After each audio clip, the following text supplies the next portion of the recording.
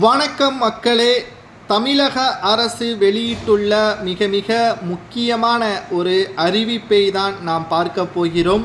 வீட்டிலிருந்தே உங்களது பெயரை ரேஷன் கார்டில் சேர்க்கலாம், நீக்கலாம் என்ற தகவலை தான் தமிழக அரசு வெளியிட்டுள்ளது. இனி யாரும் வரிசையில் நின்று காத்து கொண்டிருக்க தேவையில்லை. உங்களது செல்போனில் ஆன்லைனில் நெட் இருந்தாலே போதும், 10 நிமிடத்தில் உங்களது பெயரை நீக்கிவிடலாம், புதிய பெயரை சேர்த்து விடலாம் என்ற தகவலை தான் நாம் இப்பொழுது பார்க்க போகிறோம். அதற்கு முன்பாக ரேஷன் அட்டை நாம் எவ்வளவு முக்கியம் என்பது, 1 கிலோ சர்க்கரை கோதுமை வாங்கக்கூடிய வகையில் அல்ல, அது தமிழக அரசு வழங்கக்கூடிய மிக முக்கியமான ஒரு ஆதாரமாகவே இருக்கிறது. அதை வைத்து மாதம் 1000 ரூபாயும் வாங்கிக் கொள்ளலாம். 12 மாதங்கள் என்றால் 12,000 ரூபாய்.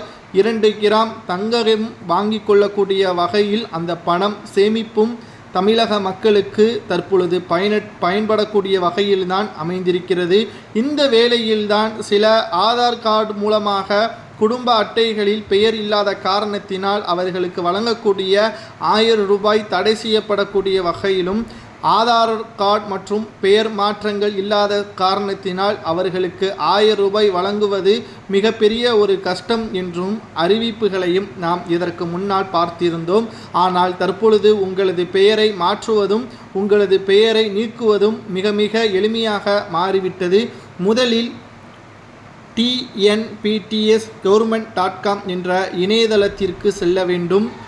பின்னர் பயனாளர் நுழைவு என்பதை கொடுத்து உள்நுழைய வேண்டும். அதில் ரேஷன் கார்டில் இணைக்கப்பட்டுள்ள செல்போன் நம்பர் உள்ளிட வேண்டும். இதுதான் மிக முக்கியமானது.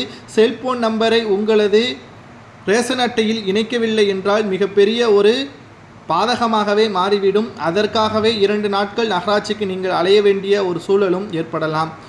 குறிப்பாக நம்பரை இணைத்தால் மட்டும்தான் இந்த பெயரை நீக்குவதோ சேர்ப்பதோ பெயரை மாற்றுவதோ எளிமையாக இருக்கும் என்பதை இங்கு நான் பதிவு செய்து கொள்கிறேன்.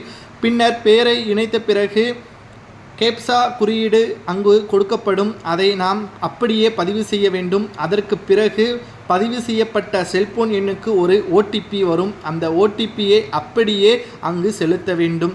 குடும்பத்தில் உள்ள நபர்கள் குடும்ப அட்டை எண், பெரியவர்கள் மற்றும் சிறியவர்களது எண்ணிக்கை உள்ளிட்ட அனைத்து விவரங்களும் அதில் கொடுக்கப்பட்டிருக்கும்.